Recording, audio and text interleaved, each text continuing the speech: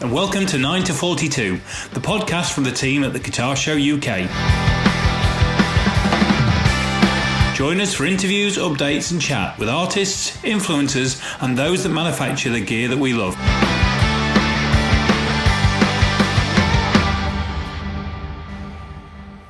Hello and welcome to another edition of 9 to 42, the podcast from the guys behind the Guitar Show. I'm once again looking at my good friend Jason on screen. Morning, Jace. Morning, Ant. How are you? I'm all right. How are you? I'm really well, actually. I'm suffering from a little bit from the podcaster's nightmare of a bit of a croaky voice, which I don't know if it's either something. So it's either COVID or throat cancer.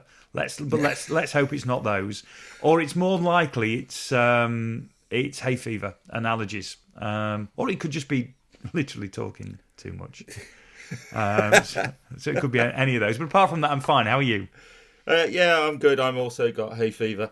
Right. Okay. Which is remarkable, given that it chucked it down all day yesterday. Yeah. It makes pollen makes no sense, but we'll leave that one. We'll leave that one well alone.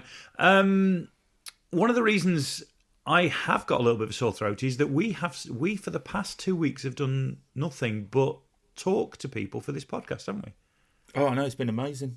I mean, there's not many positives to the current lockdown situation, but the fact that loads of people have got nothing to do other than talk to us, has been, and that really is the square root of fuck all to do. That really is. That's what it looks like. It's just been really good. Every email I've sent out going, hey, would you like to come on the podcast? They've all come back almost instantly with, yes, please. I know. It's been. Well, I was thinking back over. So it's only a week and a half ago that we had a rather strange, surreal, but beautiful conversation with Bumblefoot, with Ron. Yeah. But that feels like an eternity ago. But it was actually only about 9-10 days. Oh, God, was it? Last Monday, wasn't it? Yeah. And since then we have spoken to, and not in any kind of order. In fact, we'll do it chronologically, so there's no favouritism. We've spoken to Glenn Matlock. Yeah. Earl Slick. Simon Bartholomew. Thor PFX. And yesterday, Ryan Roxy. So they're all captured. Various states of audio quality because of the way we've had to record at the moment, but they're all captured. They're all fascinating. I've been enjoying. I started off loving the Bumblefoot one. Thought that was a fantastic interview. Thinking I'm never going to enjoy an interview as much as that one, and I've enjoyed every one since. Yeah, equally as much. We have been really lucky. Everybody's been quite warm, quite chatty. They've all been a bit different. Yeah. I think probably the favourite was the Glenn Matlock Earl Slick in lockdown together kind of. That was hilarious, actually. Yeah, that's really fun. Actually, I'm looking forward to getting that out, including some of the little bits of snippets that maybe won't make the podcast, but I think we can put in as extras where they're talking to each other, which were very funny. But yeah, no, they've all been great. So today, so that they're all on the way. We've got those to put out, which is really exciting. Today we're going to go back to the final interview that I recorded at the Guitar Show this year back in early March, and we're talking to two people actually whose careers to a certain extent can't even talk, are inextricably linked, and that's Rob Chapman and Rabea Massaad. Now, Rob, many people will know from Chapman Guitars, or will know from his work on Anderton's channel, or will know from his work on his own YouTube channel, or from his band Dorje. And Rabea, to a certain extent, exactly the same. They've kind of mirrored each other's paths a little bit. But it was a fascinating chat with both of them about something that I guess we now consider to be normal in terms of this kind of influencer personality, because Rob really kicked the door open in a guitar sense. Definitely I'm aware that there are people in the States that were doing it, but he was definitely the first British sort of like guitar YouTuber of any note, really. And it just, the way that he kind of developed a career as a teacher and a demo guy. Yeah. Then it became to the go-to demo guy. Then, off the back of that, you kind of got to admire him that he launched his own brand of guitars. In a market that, let's be honest, is probably saturated. Yeah. To actually launch brand of guitars and to have it being sold globally, can't be knocked, really. No. Well, I won't say much more about it because a lot of that's all covered. So we'll leave it there and just duck into that interview, and then we can regroup a little bit after it. And what we'll do is we'll go from Rob, and then there'll be a slight pause, and we'll go straight to Rabea because they were recorded back to back. In fact, Rob actually ends up chiming in on Rabea's interview a little bit. So we'll play the two back to back, and then we'll see you at the other side and have a little bit of a natter about what you've heard.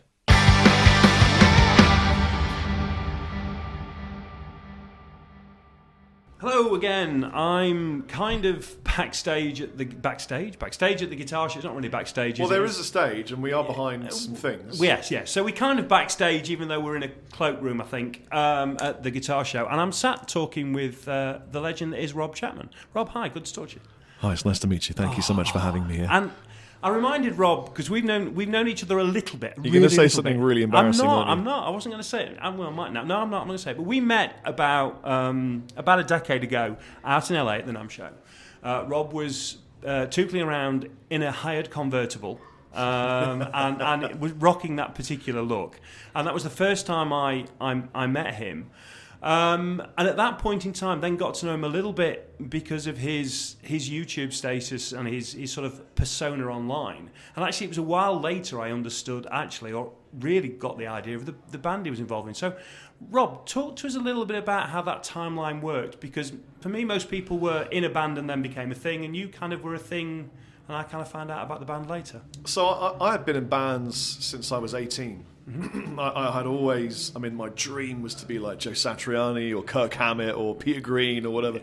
And I'd been in bands for years and years and years, one called Hooker and one called The Black Hand and one called Fly Trap. And I fell in love with YouTube as a means of just making something fun and being creative. Yeah.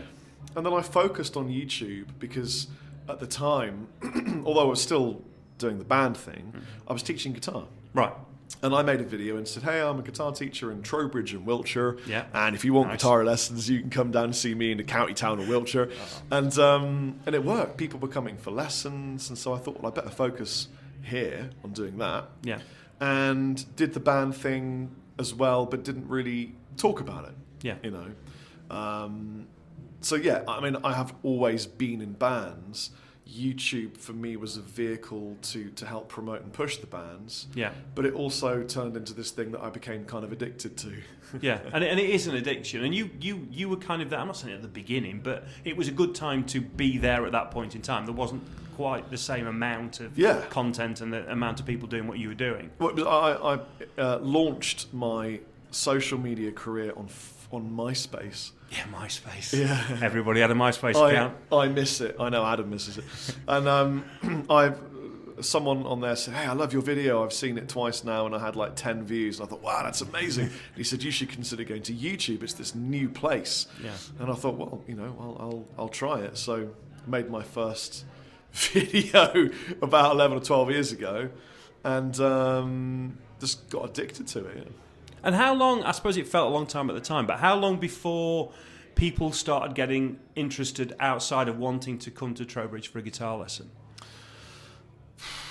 I think it was pretty quick in hindsight, although, my first few videos were very much, hi, I'm Rob Chapman and welcome to my lesson.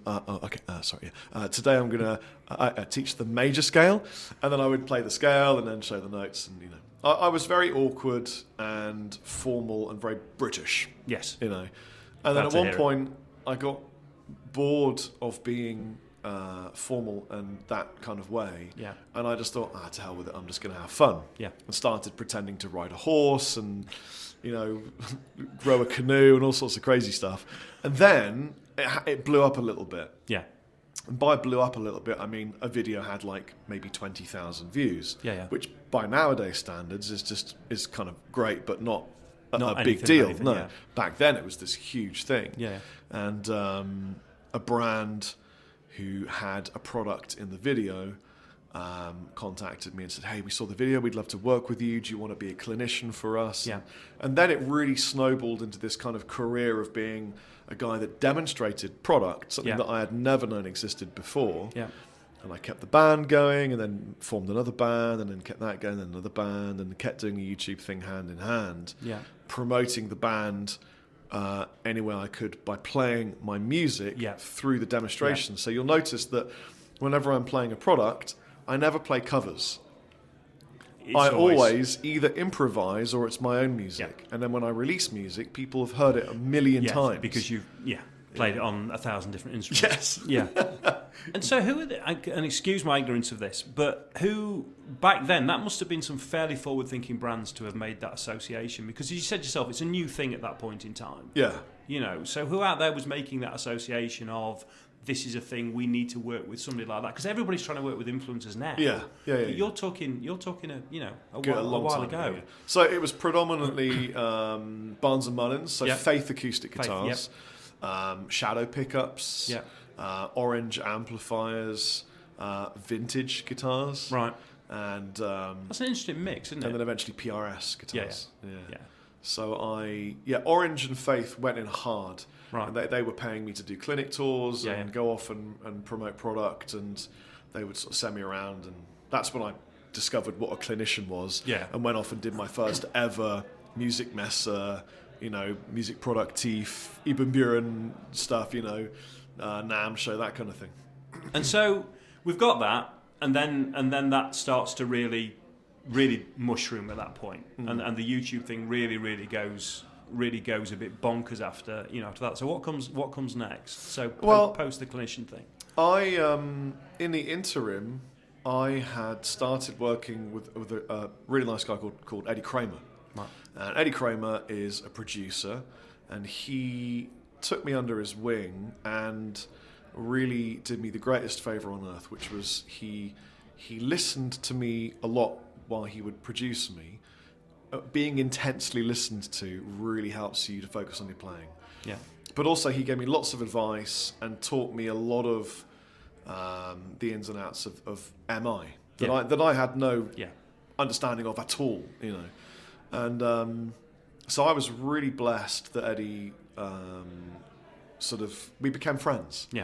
And he looked after me and introduced me to lots of people, and I ended up kind of becoming part of a group of people who did this for a living.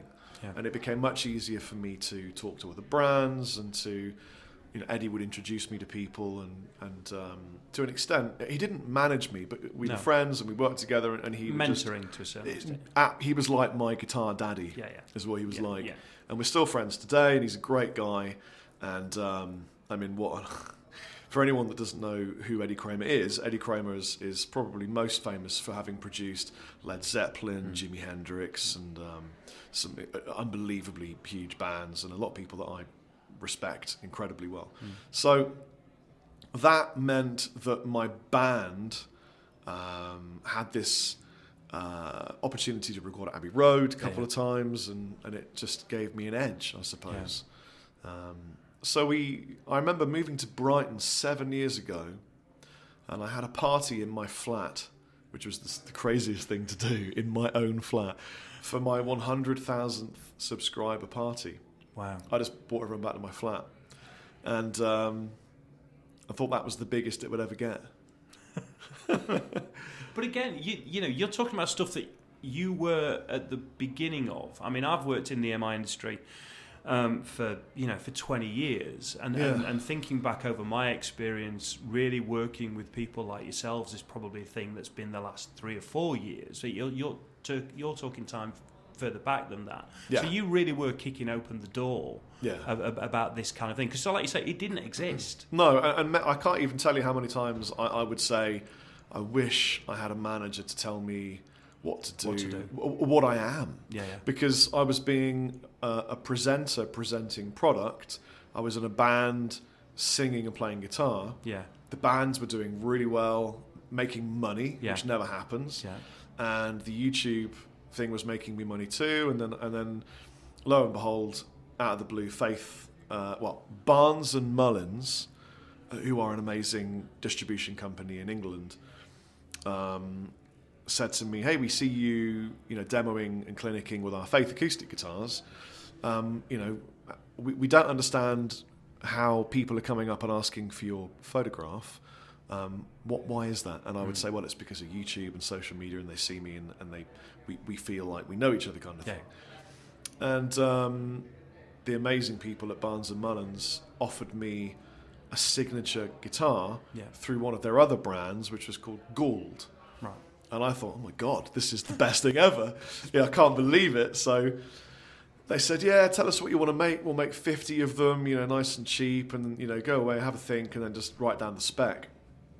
So I went home and realised I love every kind of guitar. Yeah. I am, shape, genre agnostic. Yeah. So I made a video on YouTube kind of going, guys, I can't believe it. I'm going to make a signature guitar. It's so exciting. What shall I make? I don't know. I'm really excited. And everyone gave me ideas, and collaborative design was kind of, in MI, was kind of born a little bit. Yeah. I don't own collaboration, obviously, but it's I was lucky enough to have kind of stumbled upon it in guitar design. And we ended up making 500 guitars and selling them all. And then the, Brian and Bruce at Barnes and Alex Mew, who's just an amazing guy, they said, look, this is way bigger than a signature guitar. You should really consider launching a brand and just going for it. And I had just answered the phone to Lee Anderton, who said, hey, hi, I'm from Anderton's, and I've just seen one of your videos, and we think you're funny and silly, and this could be fun if you come down and shoot a video with us. Because I've been making videos with World Guitars, Stonehouse Hitchin, Jeff Pumfret, and those guys. I love Jeff and sorely missed. And so I'd signed up with Lee and Anderton's, and we'd shot our first 2 weeks, and they'd sold loads of this first ML1 guitar. And Lee and I joined forces and decided to kick off Chapman Guitars together on a 50-50 basis, just on a handshake. Yeah. And we operated... And Lee's that kind of guy anyway. So Yeah, absolutely. And we operated that way for years, just as mates, nothing in writing, handshake, just as he and I together. So. And so subconsciously, did you know it was all working its way up to this? I mean, because essentially you started building a brand of, that Chapman brand started being built 10 years ago on the back of that call for guitar lesson. All right. So I haven't spoken much about this, and I don't know how much this is of interest to anybody. But in a former life, before any of the YouTube thing, I had a job where I worked for Richard Branson. Right. And I was lucky enough to meet him and spend half an hour talking with him. And I made one of the best decisions in my life to just ask him, how did you do that? Yeah. How the hell did you do that? Yeah. And he went, well, look at anything that works and realise that what is making it work is brand and not the product. Yeah. And that's why you can sell sugar and water and call it Coke and sell it for way more than sugar and water Yeah. costs. Yeah. And so as a marketeer working for Virgin Mobile and managing teams there, I learned a great deal from Richard Branson, and I applied it in my life as a musician, considering myself to have an actual job as well as just having fun and playing dirty rock. So I've always applied what I learned from Richard in that half an hour chat over a horrible coffee in my office to everything I did.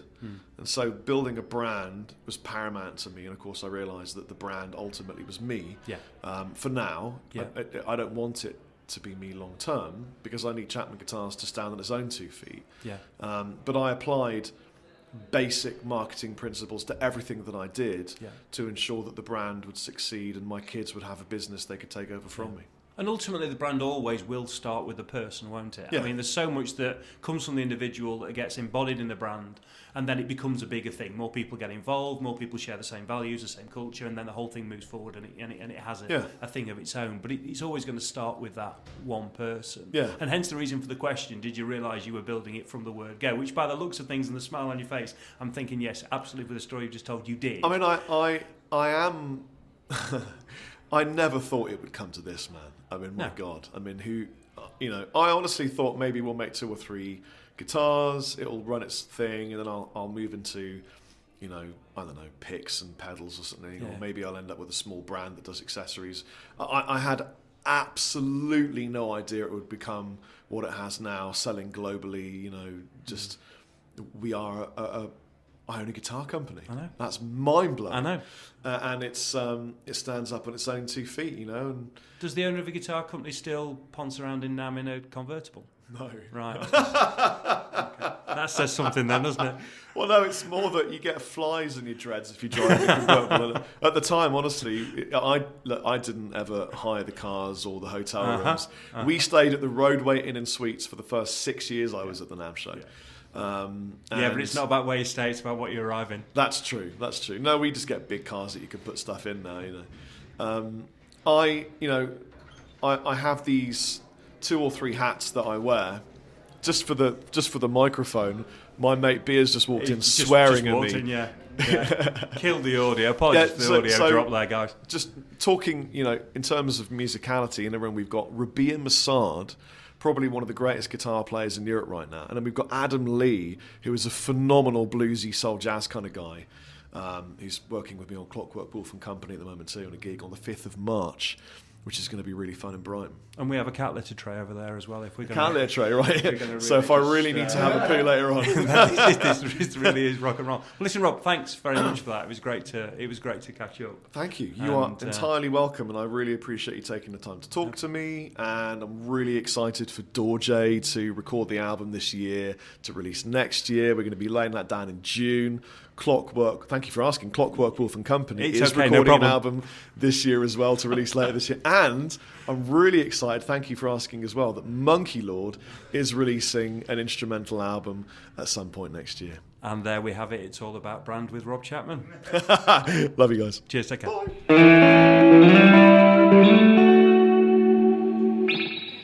Right, so we're still at the guitar show. We're still kind of in our cloakroom. Rabea has entered the room. He entered the room at the end of the chat we had with Rob. And, hello. Hi, Rabea. Rob's still here. I think in a hope that he can disrupt rather than any more that he wants to add. So just carry on a little bit from the kind of things we were talking to Rob about, but really wanted to switch on this with Rabea. Rabea's been here with D'Addario Strings today and did a set on the main stage. And I just wanted to talk to you again, same sort of thing, little thing about your career through the industry, how you started, where you find yourself now, and I guess what you feel the future is. But give us a potted background of what's got you to today. Okay, I'll try my best to nutshell this. I guess I was working full time up north. I'm from Leeds with the band. Dave, who also works for Chapman, was the bass player. Yeah. And we lived together, and it was like really hard to do deck collection 5 days a week and rehearse 6 nights a week and gig on the weekends, that kind of thing. Until Ben, the drummer, was like, I'm done with this. I want to go back to uni. So he enrolled in ACM. Okay. And we were all scared the band would break up, so we all decided to enroll in ACM as well. Right. So we all moved down to Guildford together into a house with no real intention of getting a degree, although we're all glad we did. Right. The byproduct of being there was being around people and in it just a better place for wanting to try and make a career. Not knocking Leeds by any stretch. No, I love Leeds. Yeah. But for career purposes, it was better to be there. And of course, case in point, that's where I met Rob. Literally like within the first 18 months of being there, bumped into Rob. And it's funny because I didn't watch him on YouTube. I was a huge Nuno fan, and he'd reviewed a Nuno guitar, and that's the only reason I knew who he was. So, and he came in, I recognised his voice, and then we got chatting, and we were talking about Nuno and stuff like that, and then it was clear that we just wanted to jam and just hang out, and Rob was very impulsive. He was just like, I've got a festival at the end of this month. Do you want to play guitar for me? I'm like, I just met you 5 minutes ago, but let's do it. So that was the kind of background, but then from then, which was 2011, sort of June 2011 till now, has been, through Rob, and been able to like give me a leg up in so many different ways, introduce me to different people and brands, and basically said, make a YouTube channel, make videos, be yourself, play guitar, and just see where it takes you. It might reward you or it might not, you never know, just try your best kind of thing. And like now it's going well. And when you were going through that process of making those first few videos, did it feel like an eternity, or did it feel like it happened? I mean, no, in hindsight, you probably feel like it went really quickly. I kind of didn't take it seriously at first. Right. I did a few videos, and then I wouldn't do for a few weeks, and then I'd start up again, and then it took a while to kind of realize that maybe if you did put time into it, it would start to turn into a career. Because it just, few views and few comments, like, it's quite disheartening if you're not told to expect that. Yeah. And at first I didn't know that. I just thought no one likes me. And then Rob was like, no, that's just how it goes when you start out. So I was very fortunate to have like a mentor in that sense, who would go, don't worry about it, just keep doing it, keep chin up, kind of thing. And yeah, I guess then I started to, when we moved to Brighton in 2013, that's when I started to, because I was kind of doing it on and off for a couple of years. But when we moved to Brighton, that's when I realised I should really just invest all my time into it. Yeah. And I'd fortunately been trying to do that whilst still at ACM. So I'd got to know guys from Boss. Yeah. I'd got to know a couple of guys from Marshall, Strymon. Yeah. There's a bunch of different people that I'd sort of started developing relationships with. And of how course, did they get Anderton. in touch? How did they get in touch? Were they just... Oh, no, I got in touch with them. Right, fine. So it was... No, I was proactive in that sense. Like, I really wanted to demo the Strymon Big Sky. Right? Okay. I was obsessed to demo this pedal. And I emailed them once a week, and it must have gone on for probably about 10 weeks. Right. Every week, no reply. Hey, just big fan of your pedals, I want to review one. Mainly because I wanted to start a relationship with them, because I was a huge fan of Strymon pedals.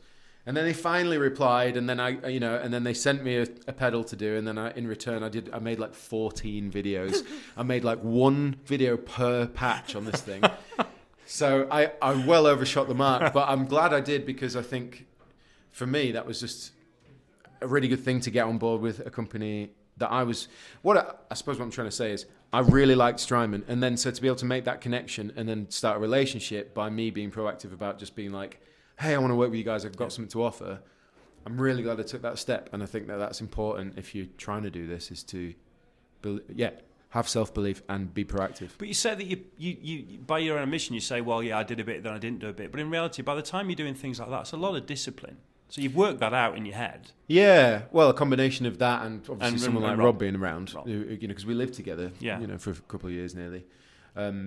So, yeah, and like I say, at first I was kind of not taking it seriously, but like I say, when we got to Brighton, that's when I started to go, right, this is a career now. This is potentially a career. Yeah. Need to kick off, and very nicely, Rob put me up in his house rent-free for 9 months or something crazy like that. And then when I finally got enough video work coming in, I was just generally tuition stuff, there was video work, there was a few bits and bobs, and then I moved out. I was able to afford my own rent. So, and then the pressure gets piled on. Yeah.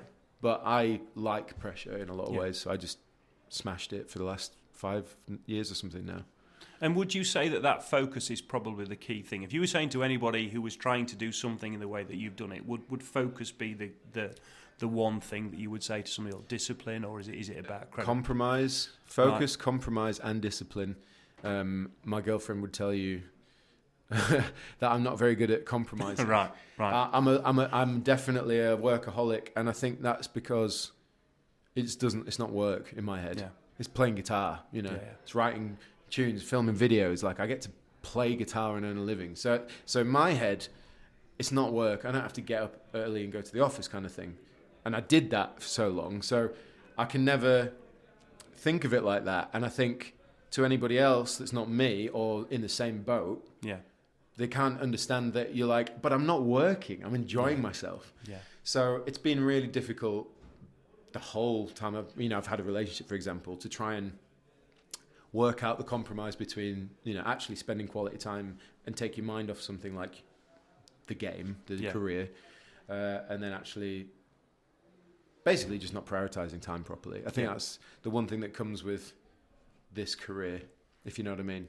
Because you kind of have to put your all in all the time, non-stop. Yeah, it is one of the... I mean, having worked in this industry for 20 years, one of the things you do find yourself doing, it does overtake your life. Yeah. And I don't think it matters whether you're working for yourself or you're working, for a brand. And I worked for a Shure microphone brand for a long time. And you give a large portion, you have to. Great mics. Oh, thank you.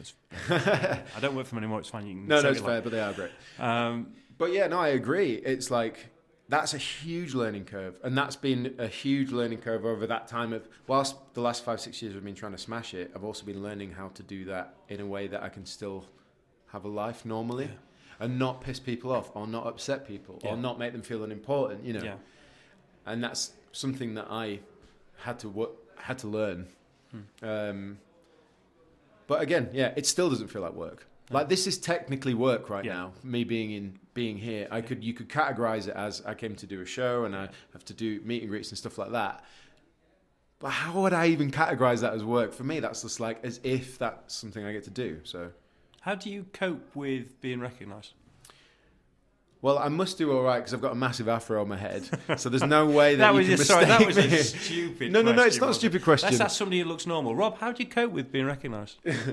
It's Me? I mean, it's just part of our life now, isn't it? I mean, it's that thing where it's like, you can't miss. If you see a white dude with an afro and a chin strap beard, you're gonna go, how many people who plays guitar? Like, and you know who I am. It's like, there's not many. No. There's Claudio Sanchez that everyone tells me I look like all the time. Right. Okay. But how do I cope with it in this context? Fine. Yeah. If I'm out in town, I struggle a bit more because it's out of context. Right. And there's a bit of imposter syndrome that comes in there because, like, you know, in the context of a gig or a show or anything like that, it's like, I understand that you may have known who I am or whatever. Yeah. But in the street, it's no different. It's just that I feel like, whoa, this isn't the environment for somebody to go, I love what you do. Yeah. And so I feel like a bit like me, like that. That's weird. I feel awkward. I start feeling a bit like, you know, it's hard to describe. I don't feel comfortable in public sometimes being like, thanks, man. Thanks so much. Like, check out the new record. You know, like, just feels a bit weird. Yeah. Particularly, I guess, if you're with family and friends, it's a yeah. Okay. So I think I cope pretty well, but that's something that I probably need to try and address. Well, yeah, because it's not going to go away and it's not going to be on your terms, is it? No, exactly. It's not in my control, so. Cool. So one final question, bit of a wider industry question, and to be fair, Rob's still in the room. If Rob wants to chime in, it'd be great to hear from him as well. As if he needs any excuse. You both do what you do, and you have influence because of the following that you both have. And that's something, in my humble opinion, has been somebody who's worked in the industry for quite a while, something that I think a lot of the brands are still struggling to work out how you deal with that, how you actually work with people like yourselves. Are there more brands that get it and know how to interact with you, or is it Massively. still, it's got better? I've always said that I think it's taking ages for people brands to catch up on the real power of people influencers. I don't like using that term, but you know, it's easy to use. I would say, we were talking about this yesterday, it does feel a bit like, you know, the idea of here's a demo, this is what it does, I think it's great, you should buy it, is kind of going. Yes. I feel like product placement and more subtle ways to promote something. Yeah. Well, the technical term, ambassador roles, If you're seen using something that people, you know, because you want to use it, then that enforces that it must be good if people trust your opinion, right? Yeah. So, because you've got one shot at credibility, haven't you? I mean, as Absolutely. soon as you sell out, that's it. You can only sell out once, can't you? Yeah, and to be honest, like, I mean, for 10 million, that's probably really worth it, hard but when you review gear, right? Because people, and you do get comments like, yeah, but he's going to say that because they've been paid as a sponsored video, like, and I've made it perfectly clear multiple times now, is that if I don't like the gear, or I don't think I'll make it sound good or do justice to it, then I turn down the work. Yeah. So any review that you see on my YouTube channel is because I've gone, I think I could do a good job of that. So therefore, I get to just share that it's cool with people rather than tell people it's cool. Do you know what I mean? Yeah. Because as I say, that credibility that you know, that's yours, and it's not. There's almost no price in the world that's worth selling that out for. And also, I can't lie. Like, guitar playing doesn't lie. Like, you can't, if it's a piece of gear that you're really not vibing with, you'll hear it, you know, let alone see it in someone's face when they're really struggling to, you know. So there's no point in trying to fake that, you know. No. Well, thank you for your time. Thank you. It's been great to talk to you. I completely forgot with Rob, but Rob's such a consummate professional. He filled in all the gaps for me. Anything you'd like to tell us about that I haven't asked you about already? Anything coming up? So in terms of music, Yeah. the first thing that's coming up is a tour with Toska. With Frog Leap, which Yep. is with Leo. With Leo, yeah. That's the end of March, and then in April I have a tour with Toska in the UK, and then in summer we're recording the new Dorje album. Yeah. On top of like festivals and stuff. But for me personally, I've just started my own sort of t-shirt line. Okay. Which I'm shamelessly wearing right now. But I'm hoping to really, apply some energy into that. Because I don't... It's almost got a Roger Federer look about it. I mean, obviously, if it wasn't... Not Rabea black, merch. No, but you know what I'm saying. But I'd like to create a t-shirt brand that just bring out cool t-shirts that have no relevance to me personally. That this does, but yeah, this is a first run. Yeah, excuse my... So I'm really passionate about that. That's something I'm really excited about. And outside of that, it's just my new guitars just come out with Chapman, and I've got a new pickup with bare knuckle, and a new pick with Dunlop. So a lot of mental stuff is going on. I was going to swear. You swear as much as you like. A lot of mental shit is going on in my life right now. We can mark it as explicit. And I'm eternally grateful for it all. So yeah, cool. Well, great to talk to you, and have a great evening. Cheers. Thank you. Cheers. Bye. Right then, well that was Rob Chapman, and that was Rabea Massaad, and that was the guitar show back in March.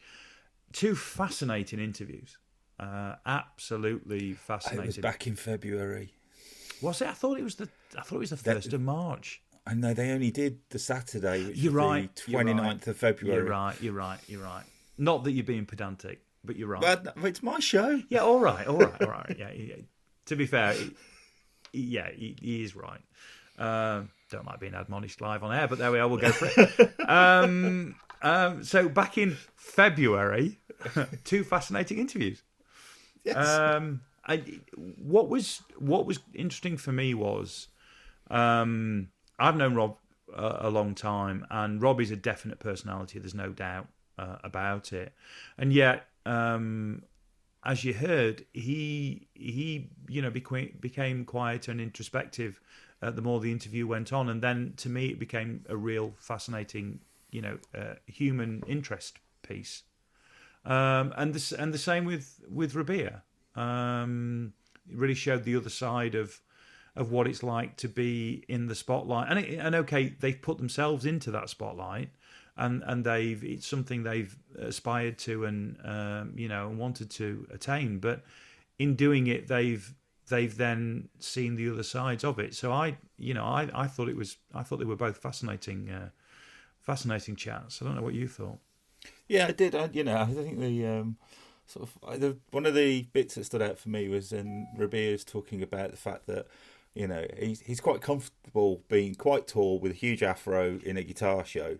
But then being recognised on the street kind of freaks him out a little bit because it's out of context. Yeah, and I suppose it's no different to what sort of like traditional sort of like pop stars go through. I just hadn't really thought about it from a YouTuber's point of view, really. No, you assume, I think, because that with that generation as well, being so comfortable with their digital selves and with their broadcast selves, you assume that actually then the other side of it, like being recognised, is absolutely fine. But I think when you then insert other people into that mix, and you're out with friends or family who aren't used to that side and what it's like when you do that kind of work, then that's when it becomes uncomfortable, and it's kind of twofold, because you're uncomfortable because friends and family are feeling uncomfortable, and then you're uncomfortable as well because of the pressure that's putting on them. So what that was a fascinating moment. But no, two lovely guys who absolutely deserve everything that's happened to them, and and both of them in their individual ways have really changed the way that we think about guitars and how they're and how they're positioned. It's changed the way I've thought about the show as well. I mean, if you look at sort of like the live stage lineup, the two most popular, well, three most popular acts really were Rabea. The tent was packed. Yeah. Dan and Mick at that pedal show. Yeah. It was packed, and Phil X, and whilst Phil X is Bon Jovi's guitarist, Yeah. obviously, and got his own band. Actually, I came across Phil X because of his Fretted Americana YouTube videos. So he's almost, one of the few artists that straddles both YouTuber and traditional sort of artist, and it's kind of it's quite interesting that they were by far the most popular live stage performances over the weekend. Of course, and that is interesting, and I think it's interesting as well because Phil has got charisma in bucket loads. So Phil can turn his hand to that, and it's funny. I've been watching some of his things just this week that he's been doing, and he's eminently watchable.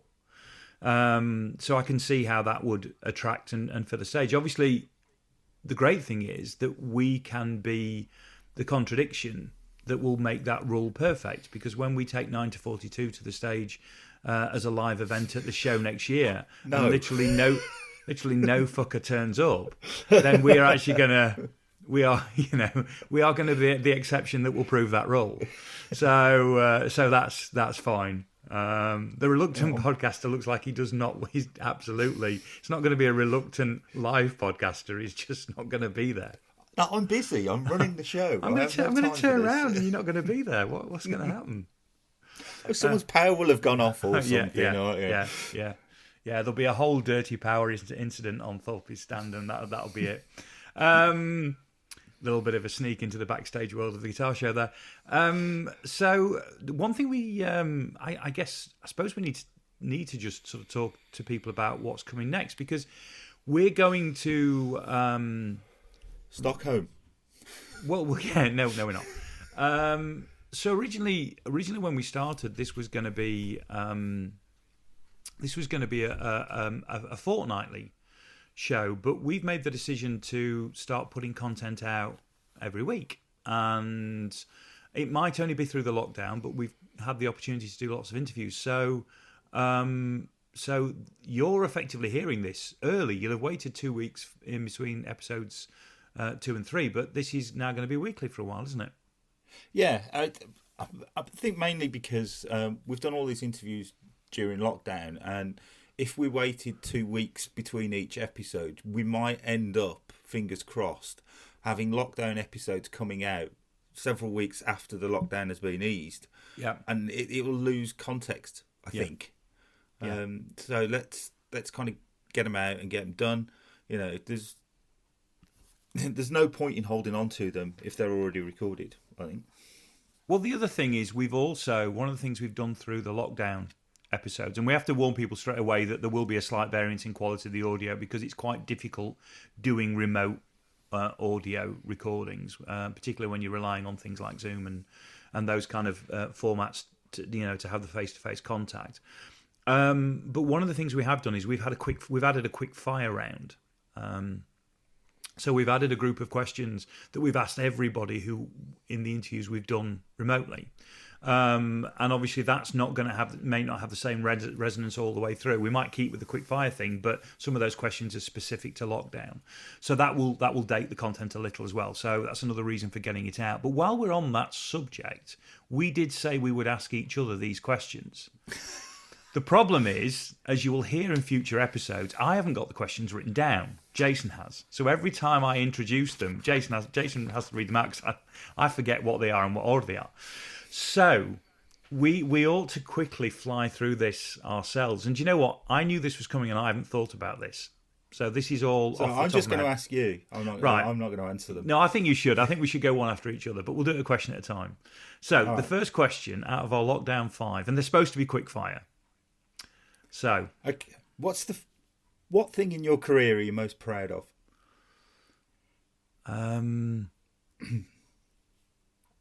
And you can tell I've not thought about this because I really haven't got a clue. I think this is going to sound a bit wanky, and I apologise for this. I actually think, and it's not because I'm looking to you on the screen, I think it's the friends and the relationships I've made over the last 20 years in the industry. I know it sounds a bit pathetic, but I think there's 2 reasons for that. One is because I've been speaking to a lot of different people over the last few weeks who I haven't spoken to for ages, and it's been nice to realise how strong those relationships and those bonds are. But also, I can't point to anything of any significance I've achieved anywhere else. So it's a little bit by default, really. What about you? I think I'm most proud of the fact that I've got knocked down twice and I've got back up. Oh, that's a good answer. See, you've been thinking. You've been thinking about this. That's a really good answer. That's a really good answer. It's a lot better than mine. Yeah. Okay, fine. Question 2 then. Which 3 people would you like to have dinner with? 3 people I'd like to have dinner with.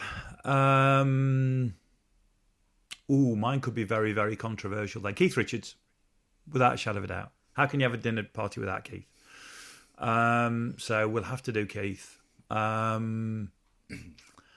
I'm going to throw in Steve Hogarth from Marillion, who I know anyway and could have dinner with, but he's such an interesting, funny guy, and he just makes me laugh because he's an eccentric to a certain extent. He's the Rick Wakeman choice. So if you chose Rick Wakeman because Rick Wakeman's really, really good value and funny, then Steve Hogarth from Marillion is my one because I love that band anyway. So that's that one. That's number 2. And then I'm going to have to, because my degree is in politics, so I'm going to have to throw somebody from the world of politics into there. I think I could go JFK, but do you know what? I'm going to go with somebody whose career I lived through, and I'm going to go Bill Clinton. Ooh. Because apparently he was one of these people that just stopped a room when he walked into it, or does stop a room when he walks into it. So I'm going to go Bill Clinton as the 3rd. So there's my list: 2 musical, 1 political. I could have gone Woody Allen as well. Woody Allen would potentially have been up there. Yeah, I don't think you can mention him anymore. No, or Harrison Ford. I could have put Harrison Ford in. I bet he'd be good value. And if I'm going back, if I could extend it to 6, and I'm going back through a moment in my life that I'm as well. Well, I could also have thrown Gillian Anderson in here because I had a whole thing on Gillian Anderson when the X-Files came out, and actually Mrs. Incredible. No, I'll stick with my first 3, but I've got a backup table there that's equally fun there. A backup table that you yeah. You just sit over there, you lot. Yeah. I'm going to move for dessert. I'm going to sit with Gillian Anderson and Harrison Ford and Mrs. Incredible. Okay, what about yours? Keith Richards, obviously. Probably Ace Frehley, because of my undying love for Kiss. Yeah. And he looks like the most fun member of the band. Yeah. Thirdly, I'd probably go Kevin Smith, filmmaker. Right, wow. Because I just really appreciate his puerile sense of humour. Yeah. That's nice. Right, go on then. What's number 3? Okay, which piece of gear do you wish you'd never sold? Oh, you see, now this is really easy because this is... Well, actually, I've got 2, but I'm going to go with the one that's in... No, I'm not. Right, I'm going to go with my Ibanez RG550 that I had that was in desert yellow. So my heart is telling me to go for the Squier Strat, which is the first decent guitar I had, which was a Japanese Squier, and I bought in about 86. And I part X to buy the Ibanez. And everybody wanted an Ibanez in late 80s, so I bought it about 88 sort of time. Not everybody, mate. Well, all right, fine. But there was a lot of pointy headstock action going around, and I swapped it for the Ibanez, and I wished I'd kept it because it was such a lurid thing, but I thought a thing of absolute beauty. And also, it was the original 550 when people, it's pre-signatures or people. So Satriani was going to move on to a signature but was playing a 550. Paul Gilbert was going to move on to a signature but was playing a 550. Steve Vai. So everybody was playing that guitar before they moved on to the signature models, and it was a phenomenal instrument. I wish I'd never ever sold that.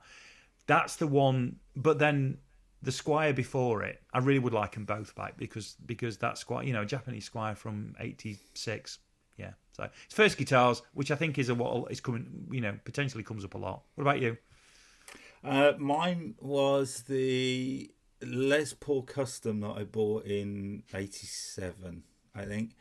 But it was just at the point where nobody Guns N' Roses had just started, but it was a very small thing. I mean, it's kind of hard to believe now that, you know, no one actually cared about Guns N' Roses at the start.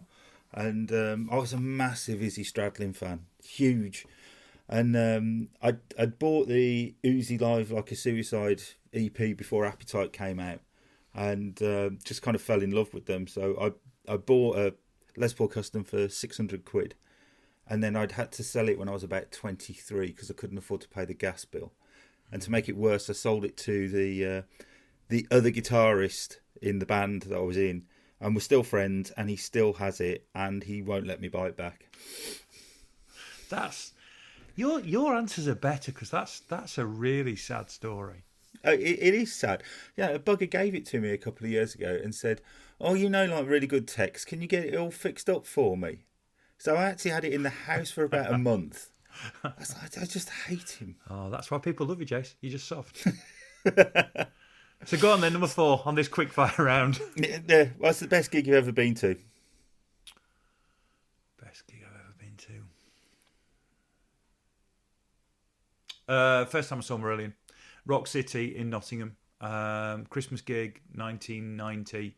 In between the Season's End album and the Hollis and Eden album, I'd been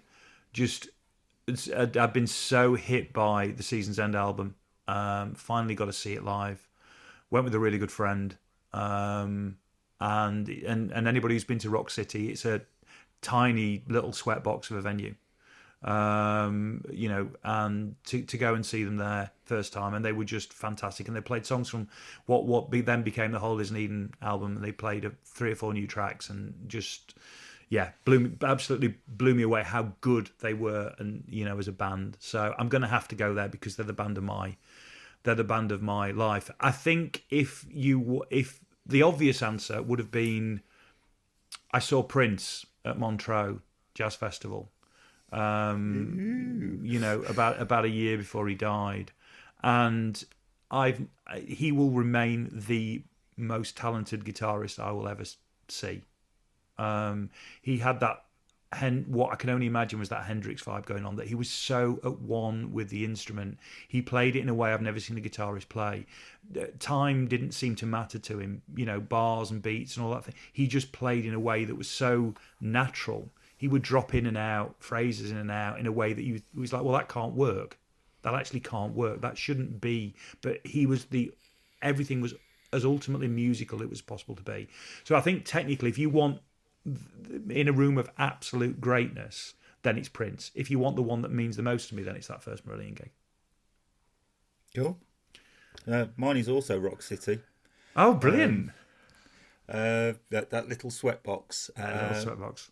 October 1987, Guns N' Roses. Oh, that's a good gig. Yeah, it was. It was, which is bizarre because I mean, obviously it's a very long time ago now.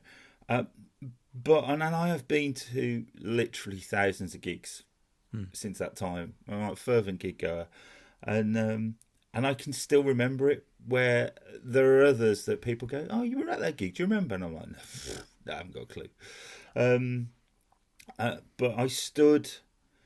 What would it be? Stage right. So I'm on the left from the audience point of view, and I stood in front of Izzy and Duff. Yeah. Who, despite what the press will tell you, are the 2 coolest members of Guns N' Roses by far. They are the punk rock heart of Guns N' Roses. And it was brilliant. I was too young to get in, but the benefit of stopping growing at 14 and being 6'2" by then, getting anywhere, getting anywhere. Yeah, no, and I was shaving by the time I left school, so it was dead easy. Yeah. And that's a killer. That's a killer first. I was also thinking while you were saying that, something else popped into my head because and you might have been there actually. Fender organised a concert for the 50th anniversary of the Strat. No, I didn't go. I've heard some really interesting backstage stories. Oh, I bet there were a load, because I think Ronnie Wood was running around absolutely pissed out of his head. Yes, apparently he'd just come out of rehab and fell off the wagon almost instantly. Yeah. Well, it was one of those where it should be my highlight of my gigs because, you know, in the same night I saw Gary Moore, and I saw Ronnie Wood, and I saw Brian May, and I saw Hank Marvin, and you know, Dave Gilmour closed the show. So it should be the highlight gig. I mean, Amy Winehouse played when nobody knew who Amy Winehouse was. The problem was, it was like a lot of these things that are put together. You have 2 songs and then a 15-minute break, and there's just no vibe. Oh, I've got an Amy Winehouse and me story that I'll tell you another time. Right, okay. Is it a podcast story, or is it an off-air story? No. It's I can tell it on the podcast, but we share something. We'll write that down. We'll come back to that on another day. So we better finish off quick, because this is supposed to be quick, and this podcast is going to be hours. What's question. The first thing you're going to do post-lockdown? I am going to go to somewhere and ask somebody to make me a flat white. I'm getting through coffee, you know, in quantity, but I have never learned how to make a decent flat white. I haven't got the machinery to make a decent flat white, so I'm gonna in a quiet moment, when it's safe to do so, I'm gonna go and order a flat white and just enjoy that one little pleasure that I've missed. Because a lot of what we're not doing, do you know what? I can now take or leave. I'm not going to rush back to a lot of things. I'm hugely missing. I'm a Sheffield United season ticket holder. I'm hugely missing the football and the crowd at the football. But I accept the fact that's years away potentially. So in the short term, just somebody in a safe environment making me a decent flat white, and then just sitting and not looking at my phone, not reading a book, not doing anything, just sitting and enjoying. Looking out of a window with a decent coffee in my hand. Very good. Yeah, simple. You? I'm kind of torn. This sounds very sad, but I really want to go back to my office. It's a building that I've spent the last 8-9 years in. Can't remember now. That's in the back of my mate's tattoo studio, which is always an interesting environment to be working in. And I just really miss hanging out there. I mean, you know, I walk in, say hello to everybody, have a chat, you know, walk to the back of the building, go into my office, shut the door, which has got all of my stuff in that I need, and then come out and have a chat with them over coffee. Sometimes if they've got particularly interesting clients in being tattooed, you know, I'll make everybody a coffee in the studio and we'll go and sit and we'll have a chat, and then I can go back and do some work. You know, it's just I really do miss the building. It's stupid. I get that. Plus the fact I'm still paying rent on it. Well, yeah. And no, but I get that. I can see that. But what a nice place to end. So look forward to that on shows coming up. And some people do it quick fire, and then there's Glenn Matlock. But yeah, look forward to that as part of the shows. I guess I have nothing else to say other than I hope you enjoy his Going Weekly for a little while. And we'll see you next week with first one of the series. We're going to do Ryan Roxy. Yeah, live from Stockholm. And that will be same time, same place. So Monday, 9:42 a.m. Next week. And in the meantime, please please subscribe, please share with friends. We'd love to hear back from you. So all the links to how you can get in touch with us are on the show notes, but it's all through the Guitar Show socials, and yeah, we'll speak to you soon. Don't forget Spotify as well. Oh yes, Spotify. Yes, we've added a Spotify playlist. We're going to put a Spotify playlist with every show, and they're included on the show notes. So look out for the Spotify playlists, which are specific to the people that have been on that week's show, or some of the things we've maybe talked about. So they're available, including for the first episode, which is the ones that Jason and I picked, and then they're influenced by the people on the show since then. So check those out as well, which are also on the show notes. Right, well that's it. We're done. I'll see you next week. All right. See you, mate. Bye. Take care, mate. Bye.